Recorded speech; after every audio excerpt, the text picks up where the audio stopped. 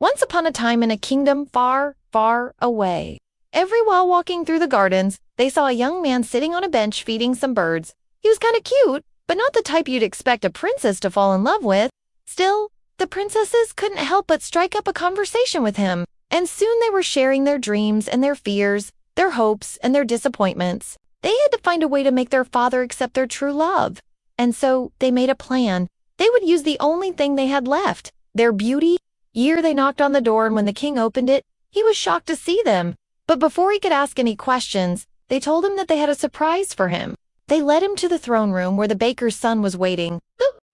The princesses looked at each other and smiled. They had finally found their happily ever after. King would hold a grand ball, inviting all eligible bachelors in the kingdom in hopes that one of them would make his daughter's wish come true.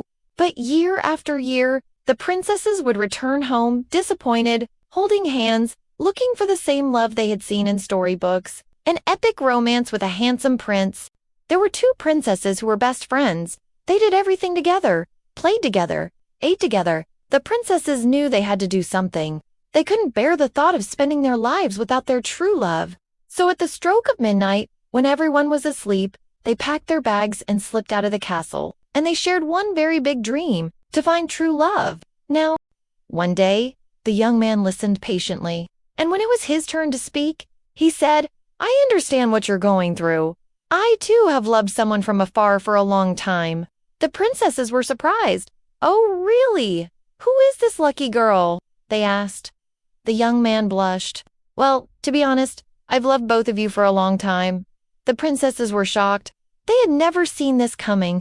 They had only ever been friends, or so they thought. It turned out that the young man was the baker's son, a simpleton in the eyes of the kingdom, and the princess's father would never approve of him. But as they spent more time together, the princesses realized that they loved him too.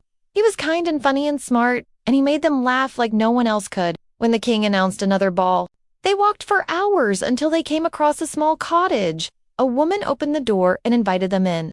She was kind and took care of them as if they were her own daughters. And when the king sent search parties out to look for them, the woman hid them in her pantry. As days turned into weeks, the princesses knew they couldn't stay hidden forever.